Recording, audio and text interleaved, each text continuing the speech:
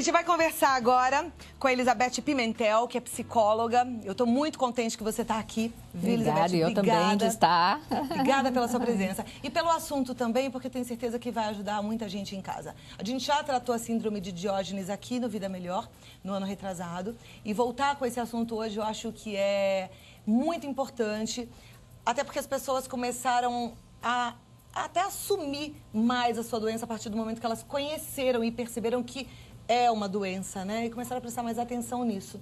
Então, para quem não sabe, queria a sua explicação da síndrome de Diógenes. Vamos começar dizendo que, assim, Diógenes é um filósofo, né? Em que, assim, ele, na verdade, até é interessante falar disso, porque o filósofo Diógenes, na época de Atenas, tal, ele saiu da condição toda de familiar, social, para poder viver a simplicidade da rua.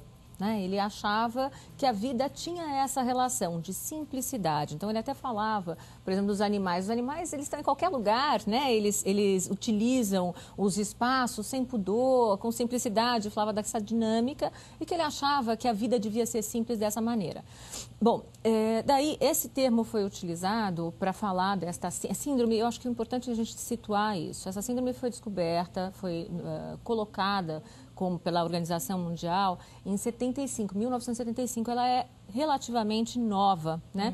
E como síndrome a gente tem que entender um conjunto de sinais e sintomas. Ela não é uma doença propriamente dita. Por que é importante dizer isso? Porque ela vem muito associado a outros quadros clínicos que já existiam antes, né? Então, tem relacionados a transtornos mentais, que pode ser por acidentes de lóbulo frontal, que pode ser por transtorno obsessivo compulsivo. E ele se refere a um acúmulo. Os principais sintomas é o acúmulo de objetos, né, ao seu lado. Então, assim, aquelas pessoas que não... Cuidado para não misturar o que é o colecionador, que gosta de ter as suas coisas, né, todas colocadas ali, organizadas, tal, de um colecionador com uma característica de sintoma da síndrome. Porque, na verdade, ele vai estar acumulando mesmo como se fosse uma proteção com o meio social. Então, uma das características é essa. A outra característica desta síndrome é o isolamento. São pessoas que, na verdade, não querem o contato, obviamente não vão querer se expor. Então, são pessoas que têm uma tendência agressiva, né, de rejeição desse contato. Elas conseguem manter o social desde que não se exponham nessa característica. Tá? Então, é uma das grandes dificuldades, inclusive o acesso a essa a patologia ou essa síndrome, é o fato das pessoas rejeitarem ajuda. Né? Isso é bem importante porque, Cláudia, desde que a gente veio aqui, eu e a Flávia, a gente continua recebendo muito, né, solicitações para compreender exatamente o que você estava dizendo. As pessoas começam a despertar, puxa, então eu tenho um familiar. E as pessoas procuram essa ajuda. Né? Então, eu gostaria, assim, de reforçar que, assim, ajudar a gente pode, desde que a gente entenda, né, que a pessoa precisa querer. Ninguém pode ajudar ninguém se a pessoa não quiser ser ajudada.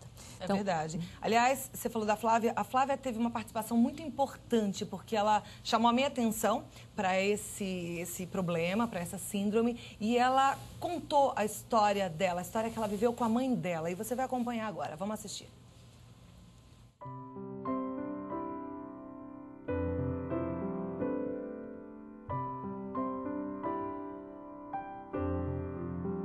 A história começou há muitos anos atrás, quando meu pai ainda era vivo. Meu pai morreu em 1976. E ela tinha sempre uma dificuldade muito grande de eliminar sujeiras, lixos e coisas antigas.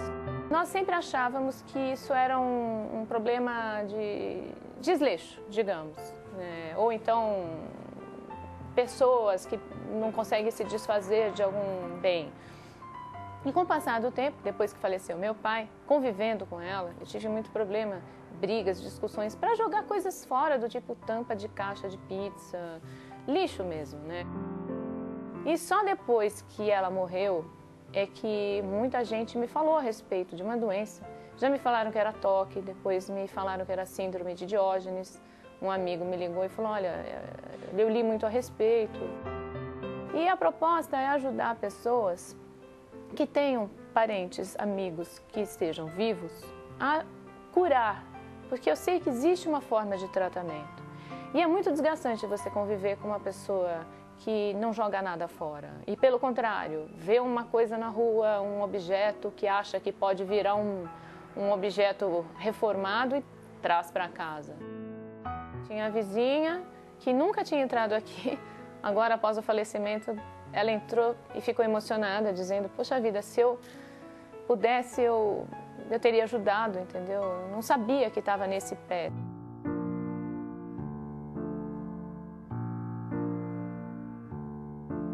Quando nós chegamos aqui, quando viemos morar aqui, não eram aqui fora que a gente só avistava. Então não tinha muita coisa, não. Com o tempo nós vimos que tudo que saía da obra, que nós ficamos em obra em um ano, tudo que saía da obra a gente via aqui. Né? As latas de tinta, todos os tacos da sala que eu tirei, ela pegou tudo da caçamba. Então à noite ela ia à caçamba, isso é a ideia que a gente tinha, e trazia para casa. A porta ela não abria para ninguém. Muitas vezes o carteiro apertava a campainha, outras pessoas apertavam a campainha na minha casa para ver se não tinha ninguém aqui, se eu pudesse receber alguma coisa ou chamá-la, né? Ela não abria muitas vezes para as pessoas. Eu nunca imaginei que estava tão terrível a casa, né? Em desordem, alguma coisa assim. A gente só sabe do problema quando você depara com ele, né? Que até então a gente só escutava falar pessoas que acumulam sujeira, entulhos, mas a coisa estava tão perto da gente, né? Eu cheguei a entrar uma vez que ela disse que estava com um problema, que eu ajudasse ela, e eu até estava chegando com minha mulher, nós entramos aqui e eu vim ver o que tinha acontecido, né? Ela me pedia muito, por exemplo, para tirar a segunda via de documentos pela internet. Ela se trancafiou aqui dentro de casa, colocou grades nas portas, trocou a chave da fechadura e ela queria a privacidade e a liberdade dela. E eu respeitei. Eu respeitei a liberdade dela, mas ela usou essa liberdade dela para um acúmulo de lixo a vida toda. Como se esse lixo a protegesse de algo que pudesse, digamos, feri-la. Pegava ela, levava em algum lugar, trazia de volta. Às vezes ia no supermercado, trazia a compra. Ela me deixava chegar até na porta, dali eu voltava. Não conseguia nem ver, porque a porta estava fechada depois que ela subia, que pegava as compras e guardava. Toda a minha vida eu nunca vi igual. Minha mãe era de uma inteligência absurda. Ela era muito inteligente. Ela era psicóloga. Então ficou muito difícil falar para uma psicóloga que ela tinha um problema psicológico. Então ela não, mas jamais aceitaria isso.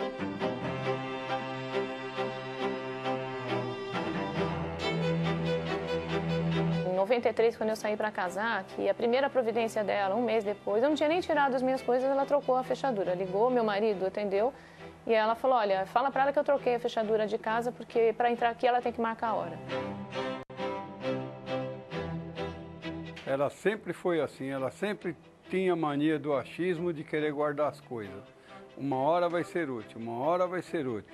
Eu chegava a um ponto de falar para ela, doutora, isso tem que jogar fora, isso não é útil. Não, mas eu vou guardar que vai me servir.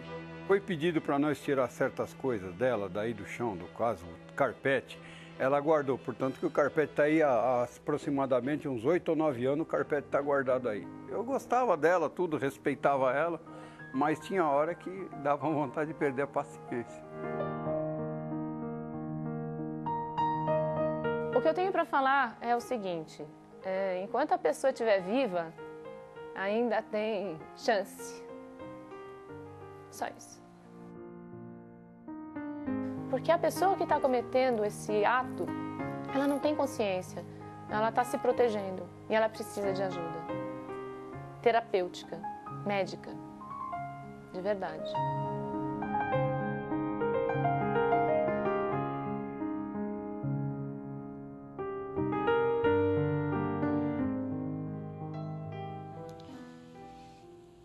É forte. A gente fica tocado. Mas eu quero chamar a sua atenção. Se você vive esse problema e às vezes você esconde esse problema da sua família, às vezes até de você mesmo, de você mesma, é hora da gente tentar tirar essa poeira debaixo do tapete, tirar esse problema que está escondido aí, deixar ele aflorar, procurar ajuda. Estou conversando com a doutora Elizabeth Pimentel e a gente vai responder as dúvidas das nossas telespectadoras. Recebi uma dúvida ontem, doutora, da Débora Carvalho Duarte. Ela diz que...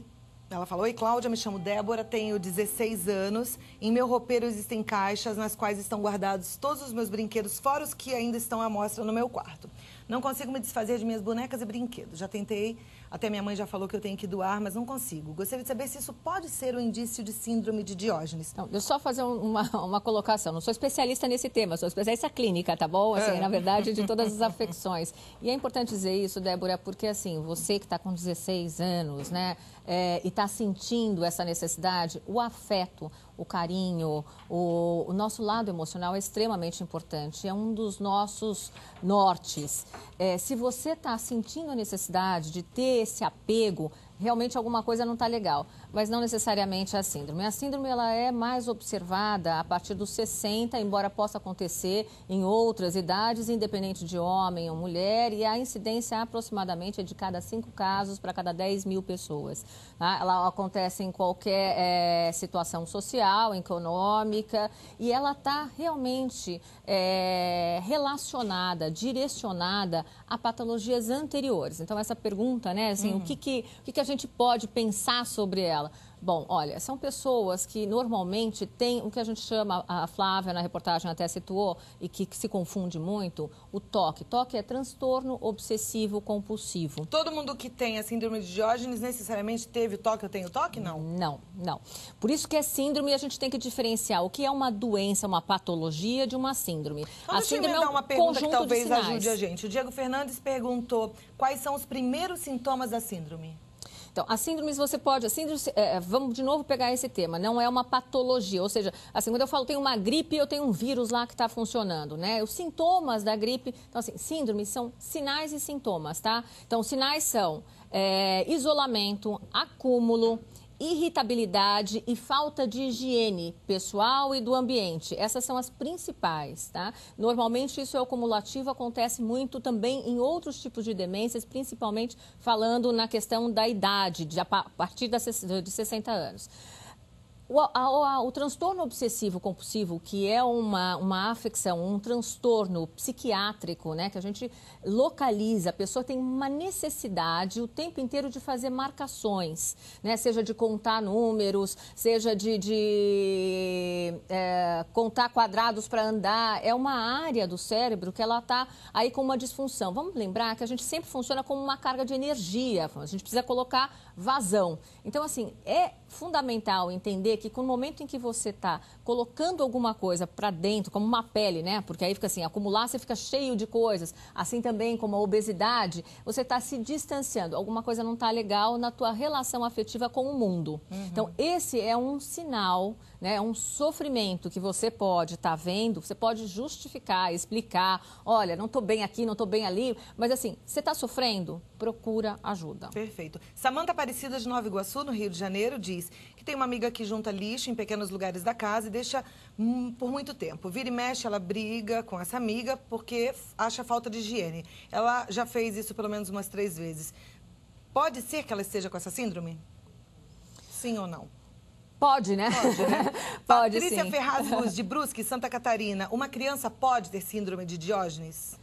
Olha, a criança raramente, a gente não tem a criança raramente, ela pode ter um transtorno, tá? E ela vai ser observada dessa maneira que eu estou dizendo. A criança, por exemplo, pequenininha, ela pode estar contando quantos quadradinhos ela precisa estar andando e ela não se sente confortável se ela não faz isso. Pode ser uns sinais aí de que algo não está bem com ela, né? Aquela necessidade de que se aquilo não tiver, ela se desorganiza. Mas é raro, a síndrome não. Ok. Maria Luísa Cabral, de Laranjal Paulista, São Paulo.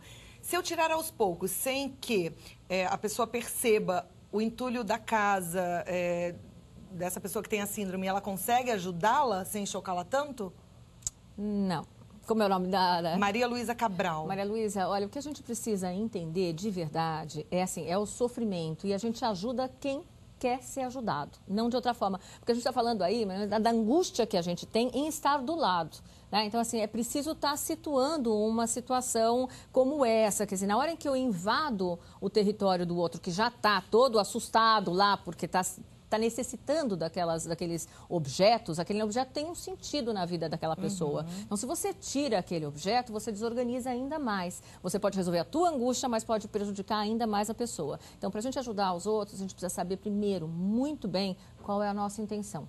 Tá? E se a gente tem, quais são as nossas virtudes e quais são os nossos limites. Porque ajudar pessoas com patologias, principalmente as patologias severas, né, você precisa estar com tolerância, paciência e entender que a agressão que você vai receber não é dirigida a você, mas é dirigida a uma dor que a pessoa está sentindo. E quando a gente fala de familiares ou de pessoas próximas ou de amigos, Cláudia, isso é muito difícil, né? Porque a gente espera que o outro seja afetuoso com a gente também, porque a gente está querendo ajudar. Essa não é a melhor maneira de ajudar alguém. Ok. Cássia Boalento, ela diz: oi, Cláudia, tenho 40 anos, sou do interior de Minas, moro no interior de São Paulo há 2 anos. Logo que me mudei para cá, engravidei, mas tive um aborto. Desde então, me fechei para o mundo, não saio sem meu marido, não tenho amizade com ninguém, só atendo a companhia quando não tem outra alternativa, vou tremendo e com taquicardia. Até hoje, não conheço nenhum vizinho. Posso estar desenvolvendo essa síndrome? A Cássia. Cássia, você está numa depressão, né? Se existe um luto para ser elaborado aí, precisa algo a ser tratado, sim. Mas não fique preocupada sempre com a síndrome. Eu acho que mais importante do que a síndrome que a gente está colocando para esclarecer que ela existe e ela é necessária prestar atenção, é a dor emocional, né? Assim, uma pessoa que está sofrendo, gente, procure ajuda, né? É importantíssimo a gente falar sobre os nossos emocionais com um profissional isento, porque o familiar sempre vai dar, o amigo sempre vai dar aquela, né, aquela opinião, aquilo que ela acha, baseado na sua história pessoal. Um profissional não, ele pode estar te orientando para que você, sabe, coloque esse lixo interno do lado, abra espaço para ver a beleza da vida, que às vezes não dá, porque a dor está sufocando. Maria Doroteia da Costa Matos, ela complementa fazendo uma pergunta. Essa síndrome não seria uma tentativa inconsciente, desesperada de suprir um vazio existencial, um abandono ou uma solidão? É, mais ou menos o que a gente estava falando. De fato, é assim, existe frustração, existe insatisfação e, às vezes, não está sendo localizada. Então, assim, no momento que você está com os objetos, a sensação de apropriação desses objetos diminui a tensão. Mas se você não localizar de verdade qual é a tensão que está fazendo você acumular, seja o que for, gordura, objeto, o que for, né? Aquilo não está bem. Então, se você não descobrir internamente, vai ficar difícil você remover. Por isso, a gente fala, é importantíssimo estar com alguém seguro, confiante, podendo falar das suas emoções. Ok. Ana Cristina Moraes Ramos, ela complementa, ela diz assim, sou psicóloga também, já acompanhei um caso de um paciente que depois que descobriu que estava com HIV se isolou, acabou o casamento, passou 2 anos sem deixar ninguém entrar na casa dele. Passado esse tempo, ele adoeceu e durante a internação os pais precisaram entrar no apartamento e quando entraram se chocaram pela quantidade de lixos, caixas, carcaças de computadores velhos, bichos e mau cheiro. O comportamento do paciente correspondia exatamente ao que a psicóloga descreveu, isolamento e muitas vezes agressividade. E o pior é que ele não queria ajuda. É muito difícil ajudar quando o paciente não quer. Né?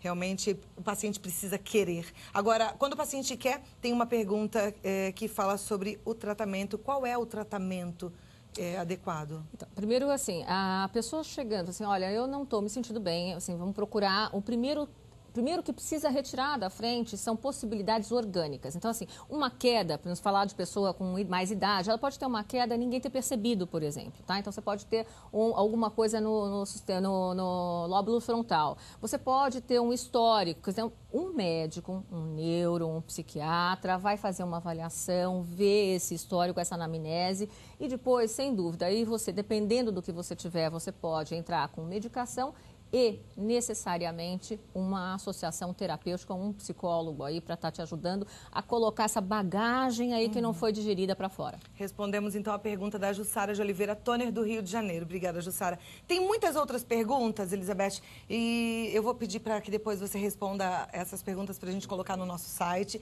Agradeço a sua presença. A Flávia está aqui. Vem aqui, Flávia. A Flávia contribuiu com essa matéria, com essa sugestão do tema. Quero te dar um beijo, te agradecer, porque em nome dos telespectadores, porque é um tema muito importante, viu? Você tá bem, né? Eu tô bem. Graças a Deus. Recebido bastante e-mails solicitando ajuda, informações. Já tenho respondido, graças ao programa. A Flávia perdeu uma mãe com essa síndrome, né? A matéria é justamente. E hoje ela tá cuidando de pessoas e ajudando para que não passe exatamente o que ela passou, que foi um susto danado. Obrigada, Flavinha. Obrigada a você. Elizabeth, muito obrigada.